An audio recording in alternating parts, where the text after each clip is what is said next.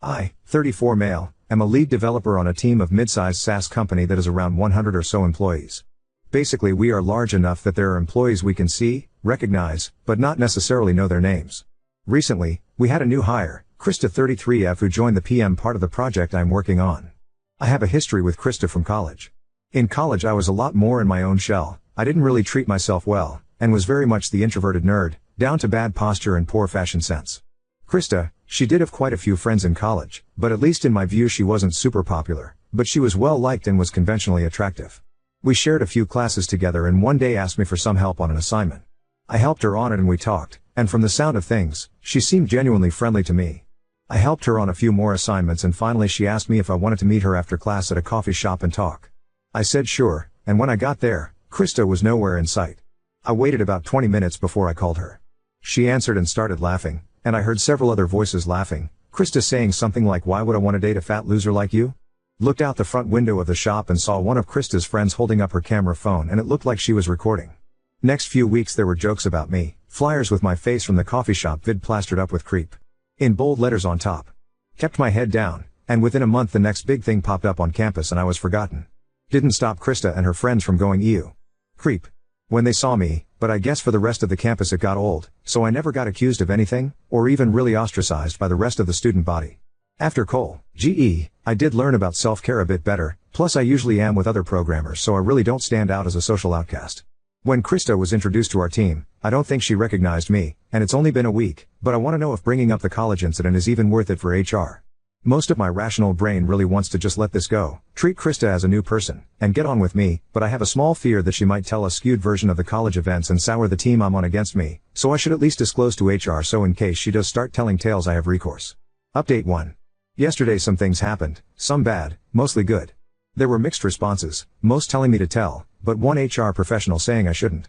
Due to the mixed messaging, I did consult a local employment lawyer. The lawyer told me that I should make HR aware of the past I have with Krista, but make it clear that there was never anything disciplinary acted upon me in college. He asked if my job had a copy of my transcript, and I verified that it did. Lawyer asked if there were any third parties that would verify the harassment and see if I could get their names and contact details if needed. I knew 2 people back in college that I still had on my LinkedIn and was certain they would tell the truth, so we were good there. Lawyer told me to just request a meeting with HR and my supervisor, say there was a past with Krista, there was never any charges or disciplinary action, and I have 2 witnesses if they ever need verification. So that was what I did. Friday morning I came into the office and sent HR and my supervisor an email requesting a formal meeting at 10 a.m. My supervisor came to my desk and asked if everything was okay, and wanted to make sure I was happy. I told him everything was fine, I wasn't leaving, and it wasn't anything with him or the team. He seemed relieved and by 10 a.m., we rolled into the conference room with the HR officer. I thanked them both for taking time out of their day to meet me, and then I did as my lawyer instructed. I said that the new project manager, Krista, was someone I went to college with, she participated in harassment of me in college, detailed how I never had any charges or disciplinary action, and that I had 2 independent witnesses that saw the harassment and gave their contact info. My supervisor seemed shocked and the HR officer went through the info I gave her for a minute and then the 2 of them talked for a minute. Finally, Krista was called in. When Krista walked into the conference room and saw me, HR, and the team supervisor, she seemed shocked. HR started with something like, "We have been told you 2 have a past." Krista sat down and looked pretty shocked throughout. She did admit to the bullying, but tried to reframe it as a misunderstanding repeatedly. She never outright said what the bullying was, but then she was told that since this was an incident in both our pasts that nobody wants brought up again, that it should stay dead. HR made it clear that this is not to be a funny water cooler story to share. Krista and I both agreed to that, but Krista still looked shaken. Noon was coming up right when the meeting was wrapping up. My supervisor and HR again reiterated, neither of us is to breathe a word about the college incident. We're professionals, and we're here to do a job. I went to the break room for lunch, and actually I felt like my appetite has finally returned. The last few days were stress-starving me, to be honest. I sat at a table with the rest of the development team and we started eating. Halfway through my sandwich, another coworker, Sandy 30F, came by and said, "So I heard an interesting story yesterday about you and Krista," with a big grin on her face. She didn't get further because my supervisor was at our table, stood up, pointed at Sandy, and across the room at Krista and said, "You too." Conference room. Now, I wasn't privy to what happened in the conference room, but I did see the HR officer go into the room 2 minutes later, looking pretty pissed and with a mustard stain on her shirt. I guess she got the call and was interrupted during lunch. Not sure what went on. The rest of my team asked what that was. I said I have no idea and just kept eating. 5 minutes later, 2 more coworkers on other parts of the project were brought into the conference room. Lunch ended and we went back to work, but speculation was high. It wasn't until 3 that the conference room finally emptied. Krista looked like she was crying and the others that were in the room with her seemed to treat her quite coldly. Not sure what this will mean, but it appears for now, Krista is still working here. But I appreciate the lengths HR and my supervisor are taking to ensure this won't blow up further. Update 2. Monday wasn't a shit show, so that was good. My supervisor and the HR officer did bring everyone on the team into the big conference room, for the HR officer said that we are a professional company, and while we do like to have fun, there are company outings like golf, bowling, main event, we are to be strictly professional and not gossip about other coworkers' personal lives. Sandy and the 2 other coworkers who were brought into the conference room Friday looked pretty ashamed during this. Krista was sitting at the other end of the conference room table and there seemed to be a noticeable distance between her and the other employees. My supervisor said he wants to consider this matter closed and for us to get back to offering great solutions to our clients. Everyone filed out of the conference room and went back to work. Lunch on Monday was pretty tense, but Tuesday management had a local Mexican place bring in a Taco Tuesday for us, and the mood improved considerably.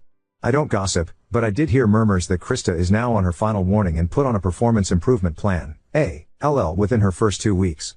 Not sure how true these rumors are, but with how isolated Krista now appears to be to the rest of the team, it is clear that everyone else is not willing to socialize with her beyond their work functions. I considered this matter closed myself, and if Krista worked hard and got her redemption arc, I'd have been fine with it. But then last night happened. Not sure where Krista got my address, but she was outside my house last night, and luckily my doorbell camera caught it, so I can pretty accurately transcribe it. She rung and asked if we could talk. I said through the digital doorbell there was nothing to talk about, and she better leave because this is now harassment. She pleaded for me to come outside and discuss it. I declined and emphasized she's not welcome. She then said she had a crush on me in college, that her friends found out she asked me to coffee and pressured her to turn it into a harassment campaign and she was afraid of them disowning her for liking a guy like me. Guys, I wanted to laugh so fucking hard. I was socially awkward back in college, but even I knew this was bullshit. Hell, I wasn't even interested in Krista for a date, I thought she wanted to be my friend. I told her that I didn't care what she has to say, she has to leave. She told me I could just ask Sandy what she told her and it would clear this all up. I declined and said that this matter in the office is closed. Krista finally made an exaggerated sigh and walked off. I took the video recording from the doorbell and sent it to the employment lawyer and will give it to my supervisor in HR today. I will be shocked if she will last longer than this Friday now. Update 3. Krista is fired. I didn't even have to send HR the doorbell cam vid, but I did send it to the lawyer I was talking to. Lawyer is drafting a cease and desist and potentially a restraining order if needed. Krista somehow got my address from someone in IT. The IT new hire is suspended because of this data breach and everyone got a memo about data security yesterday morning, including the usual about phishing scams. Krista's desk was empty when I came in yesterday morning, and since I'm taking the necessary legal steps, I'm considering this matter closed. Update 4. First of all, Krista's firing wasn't just the end of her time here, it seemed to serve as a wake-up call to the entire company. The HR department has been a lot more diligent about enforcing workplace boundaries and privacy since everything went down. I guess they realized that, even though they handled the situation swiftly, the lack of attention to small behaviors in the office culture might have been a bigger issue than they initially thought. Several people, including my supervisor, came up to me privately to say that they were impressed with how I handled things, staying calm, professional, and not letting my past with Krista define my behavior at work. Honestly, that felt good to hear. I wasn't looking for praise, but after everything that happened, it felt validating. As for Krista's departure, I didn't really get the full details at first. I heard through some whispers in the office that, while Krista's performance was always a concern, it was her unprofessional behavior after the HR meeting that sealed the deal. Apparently, she started emailing some of the team members late at night, sending long, rambling messages about how misunderstood she was, about the college incident, and even trying to guilt trip some people into helping her fix this. That behavior didn't fly with HR or my supervisor at all. They said it was a blatant violation of company policy, and it took no time for them to decide that her continued presence on the team was untenable. Now, the fallout for the rest of the office has been pretty interesting. I know Sandy and the others who were involved in gossiping about Krista and me during that whole fiasco were called into another round of meetings, though none of them have been as dramatic as the first. They all seem to have learned their lesson, as there hasn't been any more chatter or inappropriate behavior about the situation. Everyone's been a lot quieter around me, which is a relief. There's no more awkward tension, no snide comments, just a bunch of colleagues doing their jobs and staying out of each other's personal lives. The office feels, well, normal again. On my end, I'm back to focusing on the work, which has been a welcome distraction. There's a lot of exciting projects on the horizon, and it's nice to finally be able to just focus on that instead of dealing with all the drama. I've made it clear to HR that I'm not interested in discussing the past any more than I already have, and thankfully, that's been respected. Everyone else seems to feel the same way. There's been no weird questioning or extra curiosity about my past with Krista. The craziest thing, though? The lawyer I'm working with suggested that, given how everything unfolded, I may have some grounds for a civil suit against Krista for harassment and emotional distress. He said that, while I have no desire to make this more public, there could be potential damages for the emotional toll, especially considering the harassment back in college and the more recent incidents with her stalking me at my house. At first, I was hesitant because I really just want this whole chapter of my life closed, but I've started to think about it more seriously. The legal system is a funny thing. It could serve as a way to prevent this from happening to anyone else in the future, you know? I haven't decided yet if I'm going to pursue that, but I'm leaning toward just letting it go. The whole ordeal has taken up enough mental bandwidth for me, and I think I'm ready to leave it behind. I also want to mention something else that's been bugging me a bit. After Krista's firing, the IT department launched an internal investigation into how she managed to get my personal information. Apparently, the new IT hire wasn't the only one involved in the data breach. It turns out there was a much larger issue at play. A small group of employees had been misusing company resources to access confidential information about their coworkers. It wasn't widespread, but enough people were involved to make HR take action. The employees involved were promptly let go, and there's been some restructuring in the IT department to ensure something like that never happens again. The breach was more than just Krista's actions. It was a failure of trust within a department that's supposed to maintain confidentiality. And frankly, I feel uncomfortable knowing that it wasn't just Krista who went rogue. It's unsettling to think about how easy it could have been for someone else to get my personal information, or worse, anyone else's. The company sent out a company-wide email apologizing for the breach and assuring everyone that new security measures were being put into place. But still, I'll admit I feel a little exposed now, especially since it was someone within IT who compromised my data. Now on to second story. Girlfriend kept complaining about her weight without trying to change, snapped at me for controlling her, then fled crying after I lost patience. My 32 male girlfriend Lana, 32F, and I have been together for 3 years. Ever since we met she has been overweight, and over the course of our relationship has gained even more weight. Her weight has never bothered me though. She was beautiful when I first met her, and she still is beautiful today.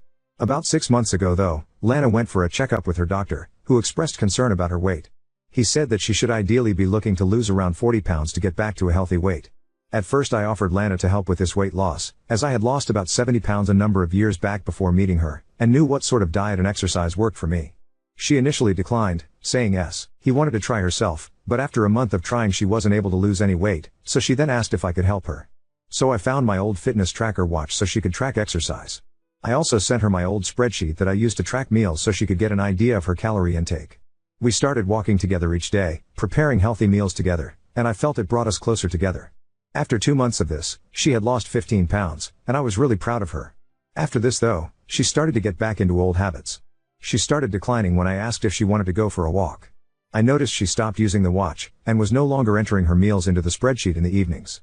Even though we still prepped meals together, she started snacking a lot between meals, saying that she felt hungry. I asked a few times how things were going, and she said that she didn't want to use the spreadsheet anymore, because she knew what she was doing and it was my way of controlling what she ate. I took a bit of offense to this, as I had given her the spreadsheet on her own laptop so she could help herself, and it had been working. Also I don't have access to her laptop, and I never asked to see it, nor did I ever put her down for what she ate.